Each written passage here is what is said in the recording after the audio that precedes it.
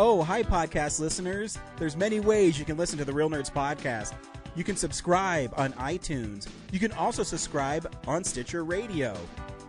You want to send us a Twitter message? You can do that. It's so easy, at Real Nerds. Like us on Facebook, Real Nerds Podcast. You can visit our website, realnerdspodcast.com, where there'll be a lot of articles for you to not only read, but to listen to our previous shows. Do you like your stories told through pictures? Then you can also follow us at Real Nerds on Instagram. You can also call us, 720-6nerds5. Thanks for listening and enjoy the show. Camera, action! Well, a real nerd knows who shot, and a real nerd can follow the plot, and a real nerd can... talk film! I'm sorry. Take it outside.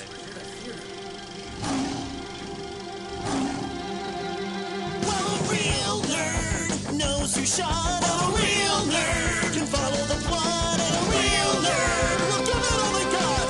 Lights, camera, action! Real nerds. Hey everyone, you've stumbled across the greatest movie podcast on the internet, Real Nerds Podcast, and every week we see a new movie and we podcast our experience to the world. I am Ryan, and I am joined by Brad. I'm here too. And, you know, we have been doing this for 12 years now, haven't missed a week, and we punctuate every week by seeing a new movie. This week we saw Strays. Stay tuned where we'll recommend the film or not, play the trailer, and then spoil the movie. We also talk about the big movie news of the week and stuff we've watched throughout the week or stuff that's tickled our fancy, being nerds of popular culture. And also we have our 600th episode coming up very soon. And Brad, you had a great idea for it. Why don't you tell everybody what we're doing for 600? Well, to reiterate, we have decided that even though we've watched 600 weeks of movies, there's hundreds of other movies that we didn't get around to watching. So we have compiled a list and cursed each other with watching our either longtime favorites that others of us have ignored, or things we suspect are bad and just want to punish each other with, or things that we know are terrible and want to punish each other with to watch. So we each were assigned randomly 6 of those 120 movies, and we will talk about them like a film explosion. Yeah, and right away, so I watched the first one of my list, and then I found out that Corinne hasn't even seen it, but she put it in for people to watch. That's okay. I put in stuff that I was like, this might be bad. So, I don't know. But the one I watched was the third part of I thought it was an anime, but it's a live action movie. Yeah, I told you that. Yeah. That's based on I don't think it's based on an anime. It's based on a manga comic. No, there's a animated Is there an version anime that, too? yeah, we watched it in the early 2000s. But also too, she didn't give the full name. I was, doing some research after I watched it, and it's called The Final Chapter - The Final, because I guess there's another part that's coming out. So. Wait, it's for Rurouni Kenshin, The Final Chapter - The Final? Yes. Wow. Yes. Man, animes and their weird titles. I know. And I won't talk about it right now, but yeah, it's a movie. So you've only got one done so far? Yeah, this weekend I'll hammer out probably the rest of them. I knocked out 2 today, and I did 1 last week. So yeah, because we're planning on recording next week, right? Yeah, that's the plan. So yeah, I'll get them done. I've just been so busy. It sounds stupid, but I went to the Colorado Springs Comic-Con on Sunday, and lucky. Yeah, the setup is weird because it's at their World Arena, which Colorado College uses for their hockey games. And so a lot of the vendors were on the concourse inside the arena, like where the like the concessions would be. Mhm. But they also had the concessions all open, which was kind of cool. So they had like food readily available there, and like a bunch of different types of food, which was really cool. But then you would go into the actual arena and onto the ice rink floor, and that's where all the big names were. And I picked up another Mortal Kombat commission from Chad Hardin because he wasn't at Fan Expo this year.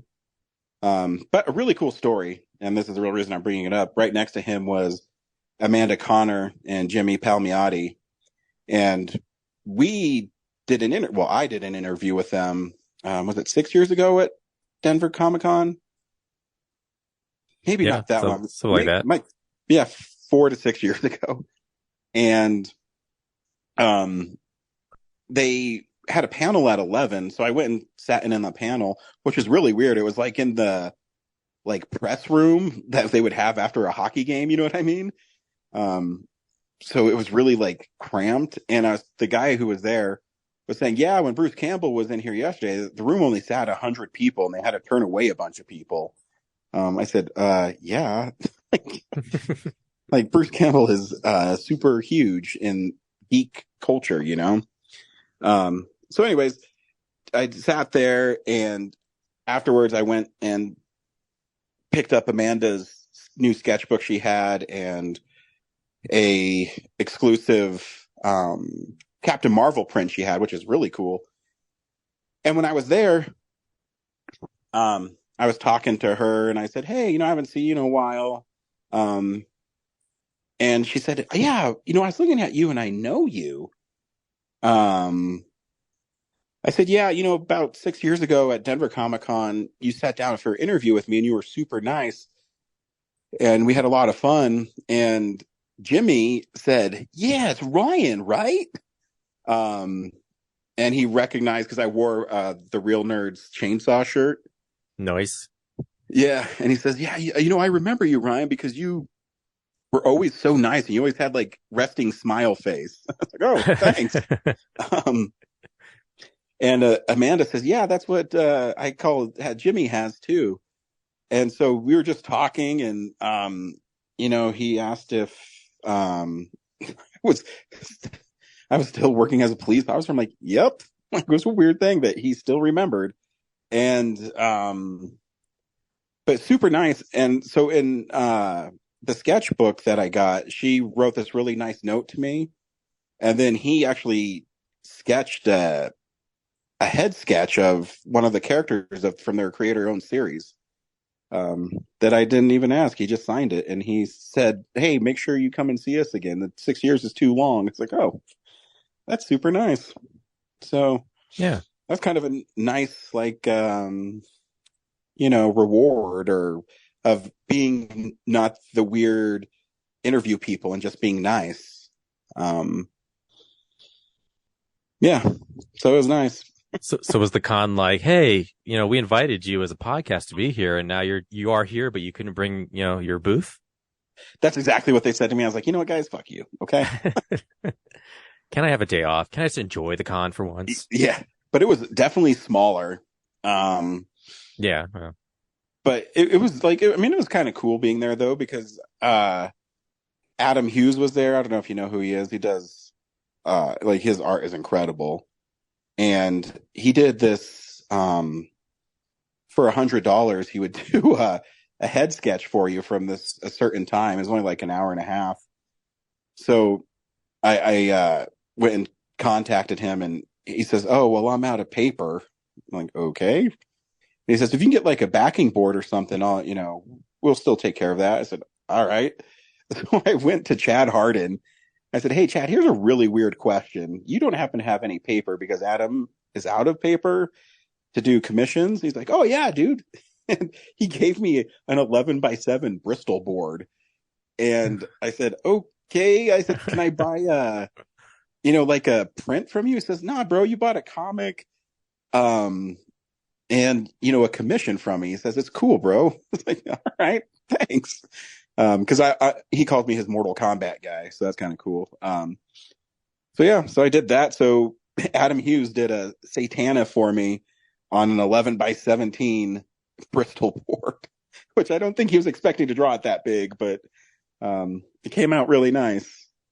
So yeah, it was fun. After about 4 or 5 hours, though, I saw everything I needed to see and I left. Yeah, So, there's only yeah. two things you can do there is walk around and spend money. So Exactly. And like they only had one panel room. Like I said, it was really bizarre. They did have like a separate part of the arena where there's more like just ice skating where they'd have where they would practice, and they had other vendors there, but it was a lot of I don't know the right word. Stuff I'm not interested in. Some people are interested in it. It just wasn't my thing, you know? Mhm. And that's where they kept that's where they had all the cosplayers and anime like voiceover people were over there too.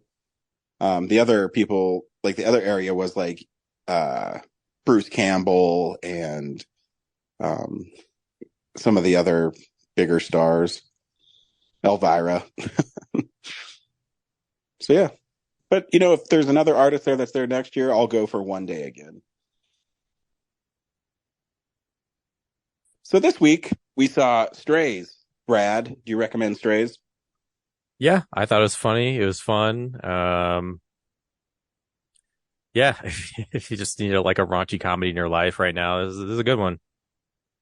Yeah, it's pretty fun. It's been a long time since I saw a comedy like that where they use that kind of language. You know what I mean? Yeah. But it was really fun, and I know you're not supposed to like, you know, Will Forte's character, but I thought he was really funny.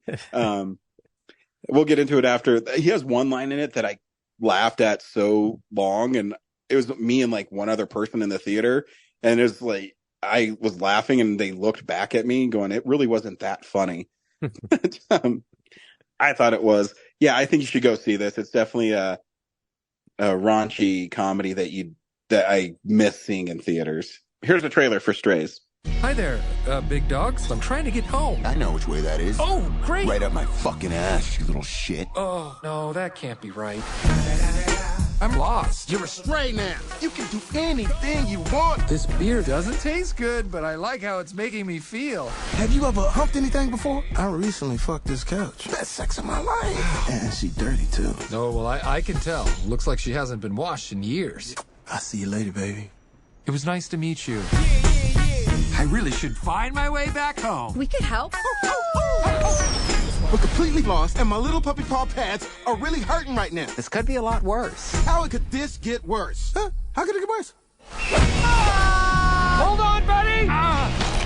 Oh, wow, your balls look huge from this angle. Thank you, but holy fuck! That is the craziest thing I have ever seen. And I'm Dennis Quaid, and Dennis Quaid has seen some shit. I'm starving. How many of these should we eat? All of them? Give me a second. Whoa! You look different. You look different too. How so? Is it my human hands? Shit! The cops! Oh, God, what do we do? Calm down. I got this. Hello, officer. None of us. Shut the fuck up.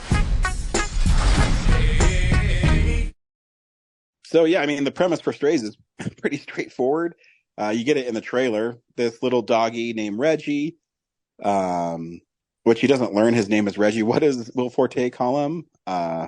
Shithead or something. Yeah. Shithead. Yeah, shithead. And he doesn't really like him because his girlfriend gets him.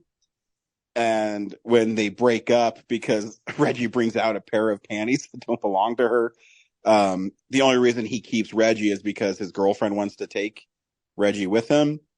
And they play a game called Fetch and Fuck, where Will Forte's character, I can't even remember his character's name. Doug.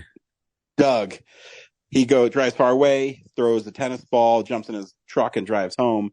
And Reggie is always able to find his way back. then the last time he drives 3 hours away and takes off and leaves him in the city, where he meets Bug, played by Jamie Foxx, who's really funny. An Australian Shepherd, played by At Randall Park. no, what's the lady? Isla Fisher. Yeah. Yeah. I'm like, it's an Australian lady. Yeah, that character's Maggie, and then the other one's Hunter. Yeah. Yeah. And they all have their own reasons for wanting to help Reggie. And it's basically like Homeward Bound if it was super raunchy. Yeah. But my favorite thing that Will Forte said is when he's on the phone with his mom, he says, "No, Mom, I'm getting evicted because that check you gave me bounced." I couldn't stop laughing about him saying that the check his mom gave him bounced. Yep. It's like he is the definition of maybe the worst movie character of all time, but he plays it in a way where it's really funny, even though he's a total piece of shit. You know what I mean? Yeah. He's terrible. And it's really funny how terrible he is. You know, it's like Mayor, you know. Yeah. Perfect. Like you like how shitty of a mayor he is. Like it's just entertaining in his evilness. Yeah. Because he's yelling at Reggie at one time. He says, "Fuck you. You know, before you ruined my life, I had 2 girlfriends. My mom was paying my rent." It's just like, you can't take responsibility for anything. I've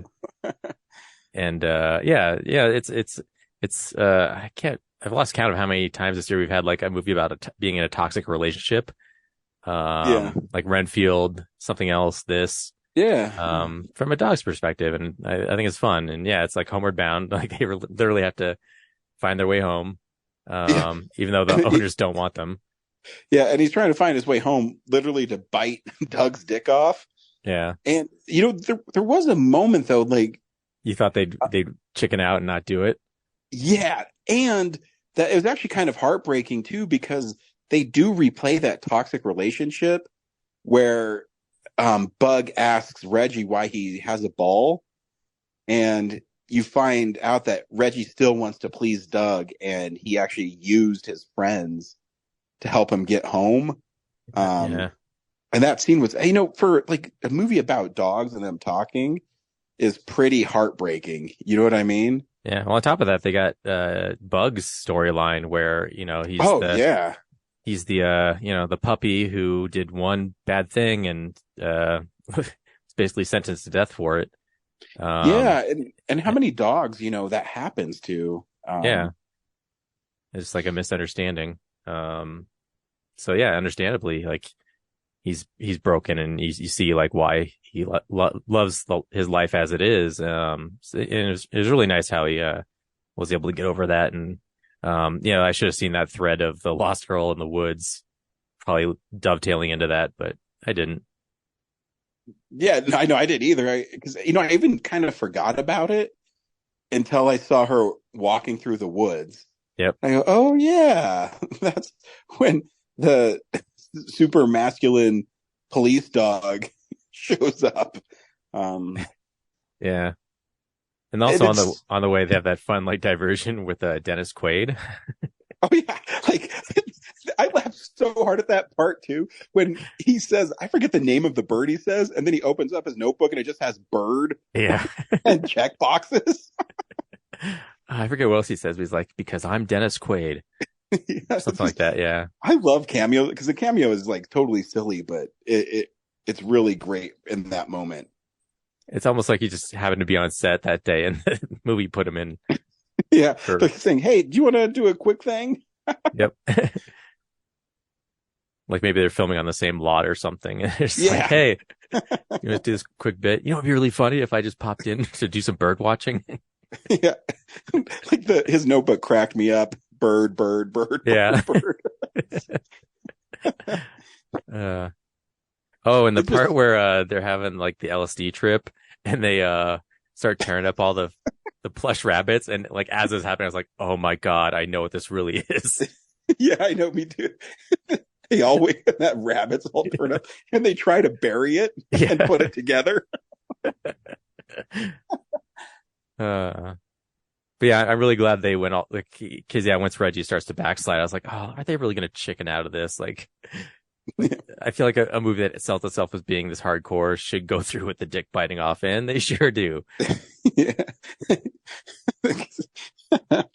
And they even have that tag scene at the end where the doctor says, yeah, you know, you're going to be a long road recovery, and we couldn't put your dick back on.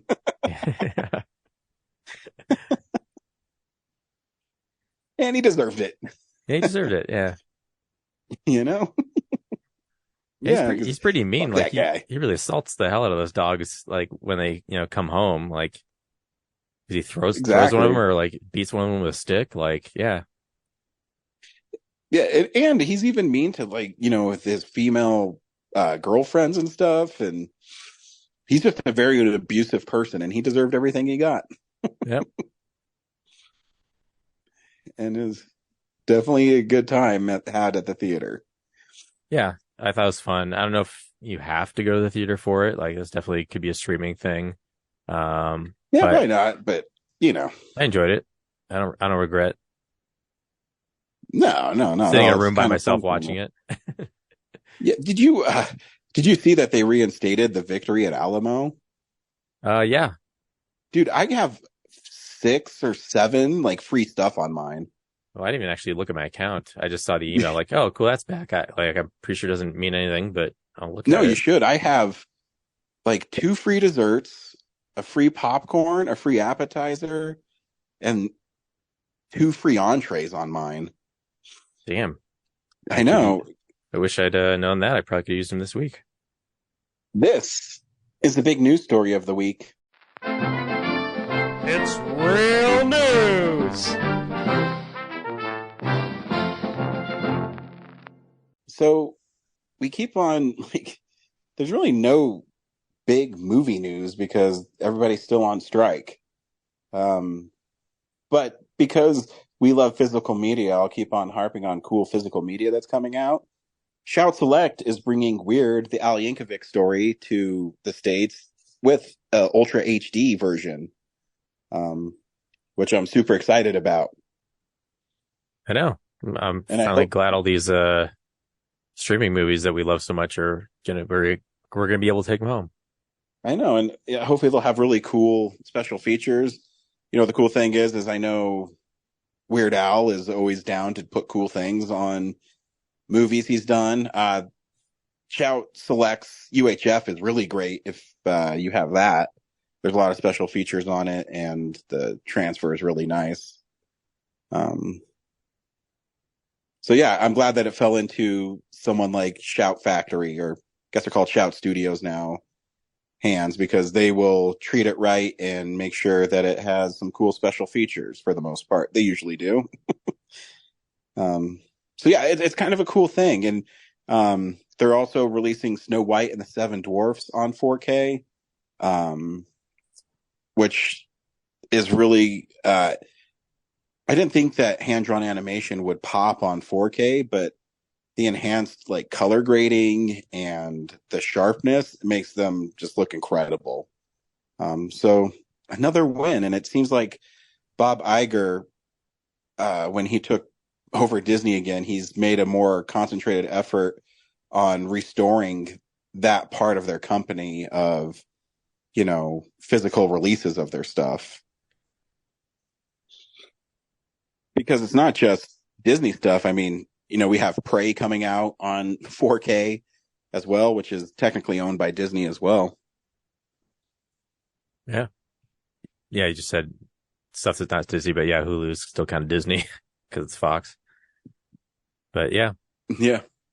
I think they just realized, instead of just hoping for people hanging on to a $10, $15 a month subscription, they can apparently now get $40 out of us for steel books. And because here's the thing too is, I have a subscription, but I've watched Prey twice. I watched it with English, and then I also watched it in the Comanche language track. But you know, how many times do you watch things multiple times on streaming? You know what I mean? So why don't you give us, you know, the Blu-rays that we like and then put special features on it and make it more unique? Because people that have the subscriptions are, I'm guessing, probably 90% of the people that are buying the stuff anyways. Yeah. And if people don't have a subscription, someone like me would say, you need to get Prey because it is awesome. You know, so it's a win-win. I don't know how you could lose. That's about it. I haven't run across anything. The only other thing I have is you debuted your new 40-hour film this week, Brad, and how did that go over? Yeah, it was good. People laughed at all the jokes where I wanted them to, and yeah, I think our block was the most attended out of the three, even though it was like the noon one, which is kind of backwards historically. Yeah, what else? The two veteran teams knocked out of the park, so it's just like, wow, I can't wait to. I'm just waiting for to get it official that they're probably gonna win. So, yeah, the Stranger Studios did they used AI to generate some of their movie in really? not like a way that cheated the work. It was just like it was a commentary on it, Mm-hmm. Yeah, and then the other team, Cinema Geeks, they had these sweeping city drone shots and just really high production value and a fun story. So it's like all the rest of us down in the bottoms of filmmaking hell are just like, yeah, we'll probably never get to that level. So this is fun. Good seeing you all.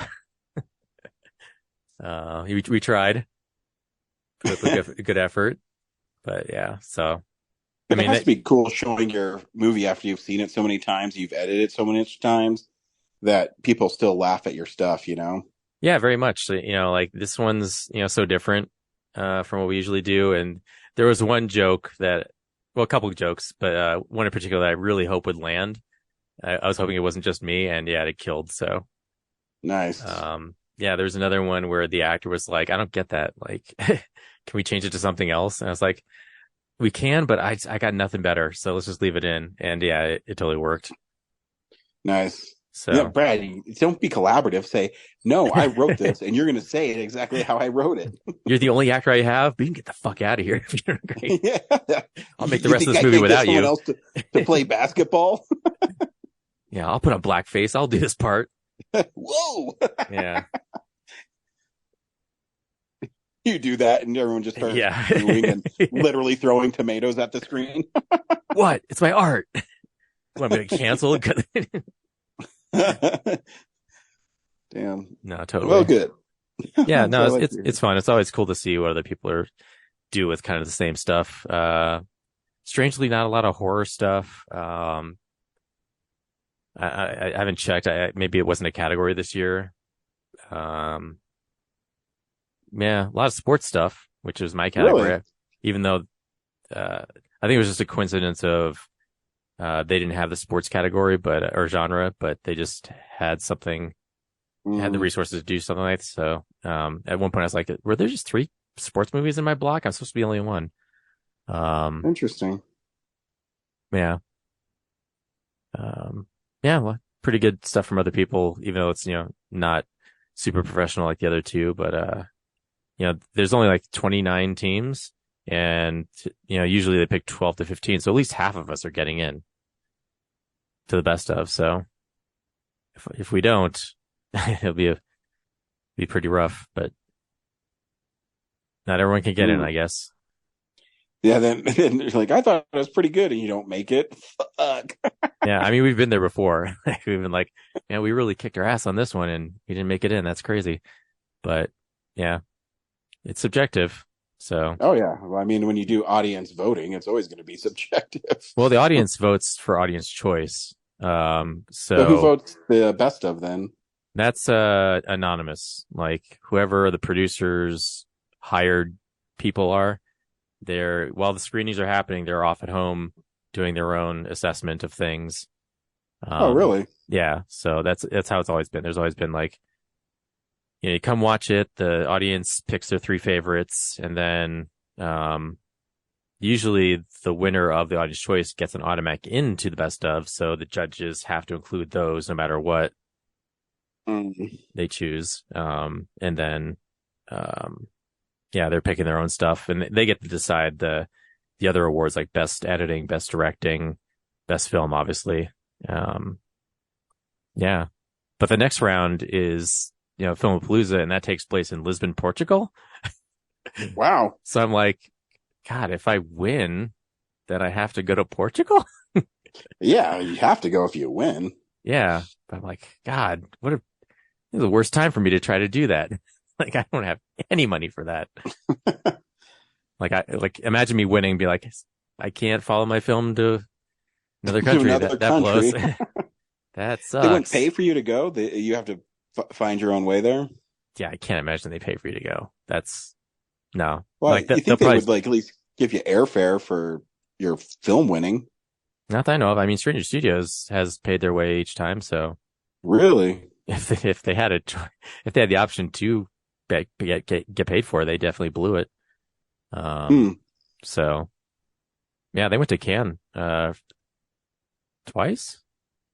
Really? Yeah. So yeah, they did it themselves. But yeah, so I'm kind of like, I want to win, but also if I do win, then I gotta figure out how to make, obviously they're gonna rep it, without me there, no matter what. But yeah, it's like I've never left the country before, so that'd be a Brad, weird first if you one. Win, I'll go in your stead. Yeah, you will. Yeah, I'll be like, I don't know anything about this movie, but my friend did a really great job on it. Actually, I am in the movie, so technically. Yeah, you are. They got a audience.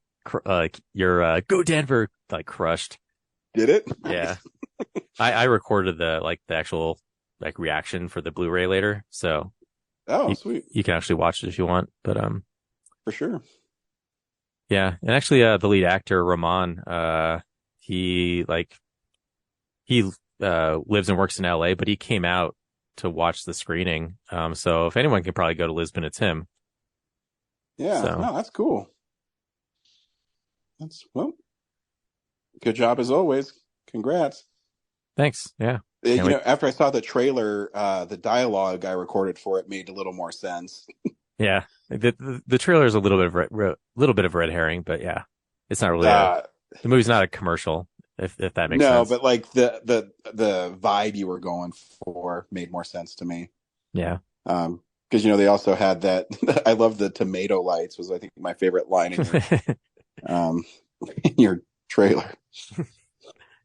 Tomato lights, electrolytes, and harsh chemical lights. Yep. Good stuff. Cool. We watch stuff throughout the week in a segment I call What We've Been Watching. So, this is the stuff we've been watching. Brad, what'd you watch this week? Let's see. I obviously watched our assignment movies, but I'll save that for 2 weeks from now. I guess the other new thing is I saw the Toxic Avenger Part 3. I've never seen that one. I've seen 1 and 2. Apparently I didn't think I saw this, and then the movie started and I saw the opening video store scene. I was like, oh, I have seen this. But then halfway through, I was like, no, I must have fell asleep and never got back to it because I don't remember any of this. And then there was recycled footage from 2 in it. We were talking about after the movie. It was like, did they really recycle that evil corporation scene in there? Like, yep. I wasn't just dreaming that. So but it's fun. Toxie, it's a familiar story. The Toxic Avenger, who apparently has forgotten who the villains were in 2. Makes a deal with the devil to be a rep for them to they're evil polluting corporation, and they're going to use Toxie to enhance their brand with Tromaville, make them look good in exchange for the money to pay for Claire's there's a procedure that can make her not blind anymore. So he agrees to do it so she can get the operation. And, he he goes from being the hero of Tromaville to the Apocalypse Incorporated lackey, corporate stooge, and then he eventually has to come around and fight them. And it's I'd say it's probably better than 2, just because 2 is so much just like a travelogue, like a vacation film where they were just in Japan wearing a costume and just interacting with people.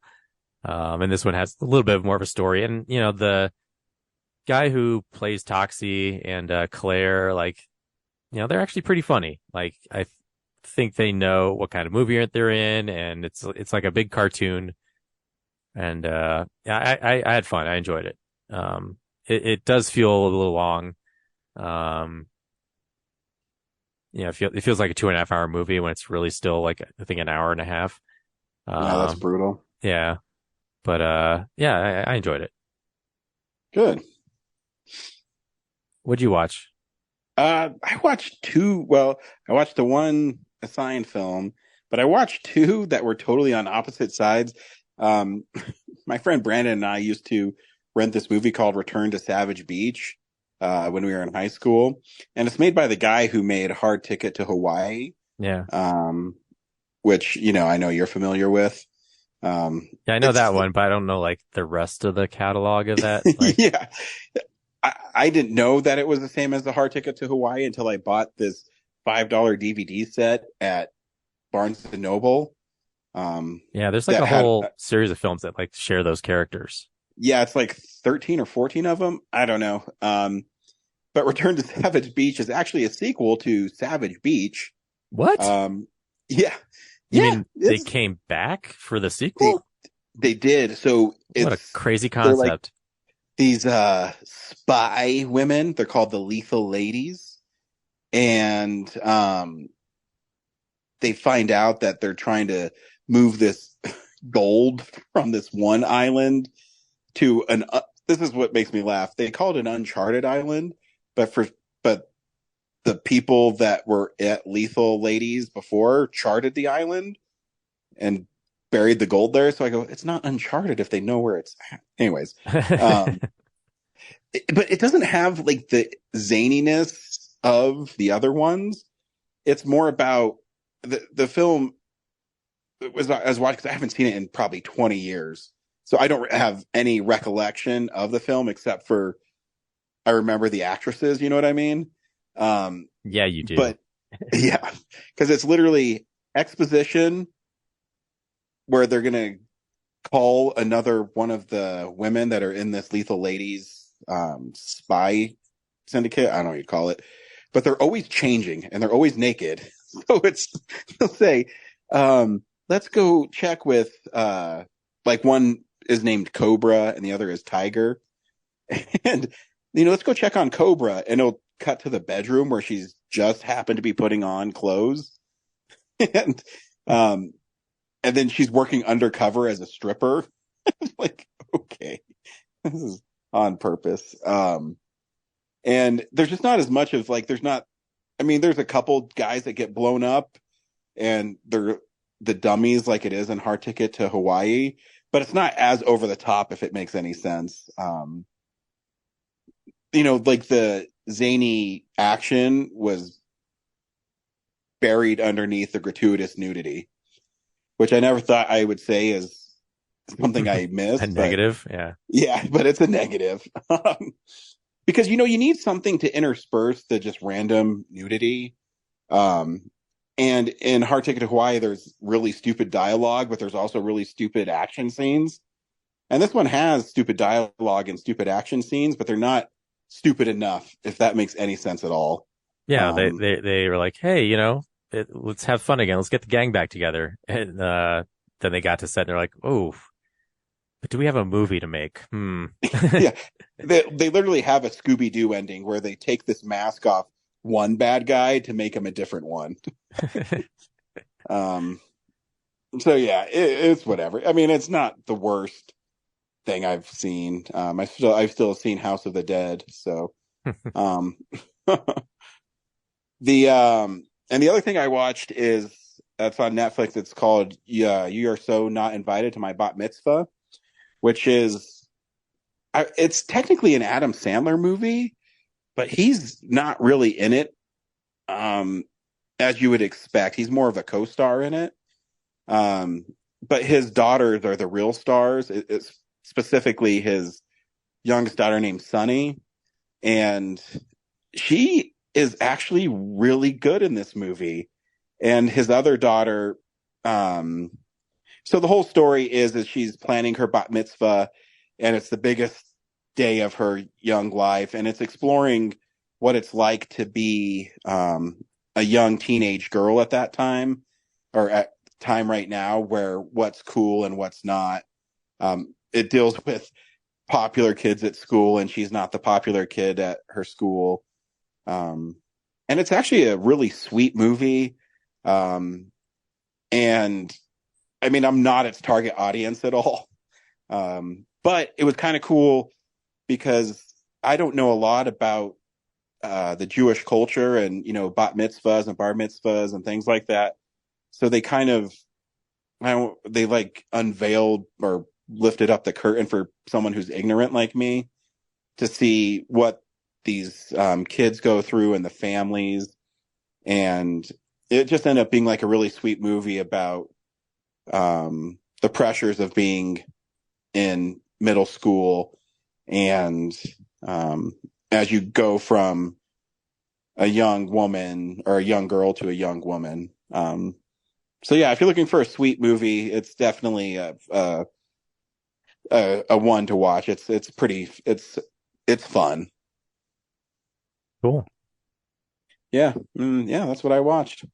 I forgot, it's Go ahead. It's been bugging me all week is, in our Blue Beetle review, none of us mentioned, Susan Sarandon's assistant, who doesn't seem like he's shit on that much throughout the movie, but has this turn where he suddenly decides to do the right thing and sacrifice himself to save the heroes. Yeah, well, I think I mentioned that he did, and then he dragged Susan Sarandon into the fire and blew them up. And no, not that guy. The science guy from What We Do in the Shadows. Guy, yeah. Sanchez, like, but that wasn't his real name.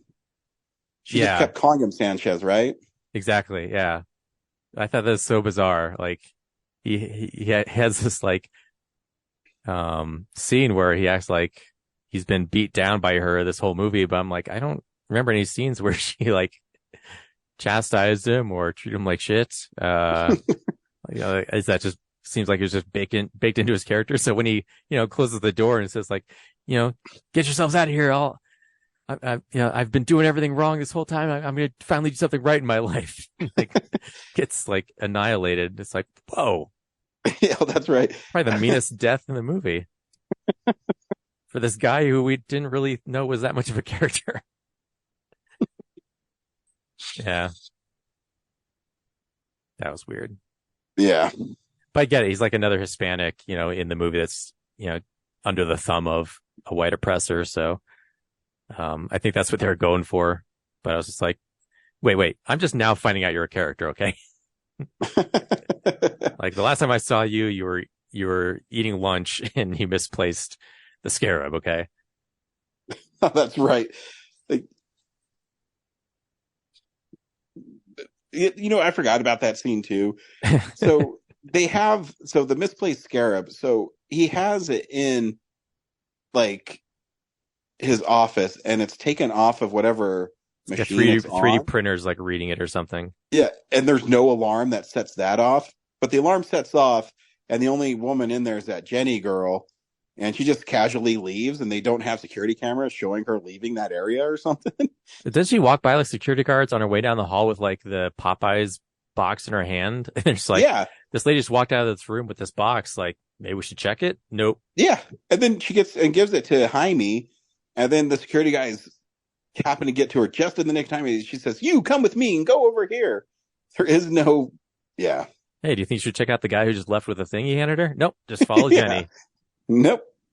Yep. Super Advanced Company. The alarm's been going on for 5 minutes, but people are still allowed to leave. Do not lock down this building. Yeah. You think a corporation like that, just like as soon as that alarm goes off, like all the doors lock. Yeah, you'd think, especially something that they have been waiting so long to get. And it is that important to the future of the company because for some reason she wants to make Omax. Yeah. Yeah, it was just all week. I was like, damn, I forgot to bring that up. That was like one of the weirdest parts of the movie, and I totally spaced it. Well, next week we're seeing Gran Turismo based on the PlayStation game. I think one of us has already seen it. Twice, maybe. Nice. So stay tuned for that. Our 600th episode is dropping soon. Stay tuned for that. And until next time, we'll see you at the movies. Well, a real nerd knows who shot. Well, a real nerd can follow the plot. And a real nerd will give it all they got. Lights, camera, action. Real nerds. Thanks for listening to Real Nerds Podcast, a Nebulous Visions production. Stream or download episodes, read articles at realnerdspodcast.com. Stream us on Apple or Google Podcast, Stitcher, Spotify, or iHeartRadio. Follow us on Facebook, Real Nerds Podcast. Twitter and Instagram at Real Nerds. Watch us on YouTube, Real Nerds Podcast. Email us at realnerds@gmail.com. Call us at 720-6nerds5. Thank you to Sparks Mandrill, Mike at Plan 9 Studios, and Bolognium for all of our groovy theme songs. And that's how you fucking do it!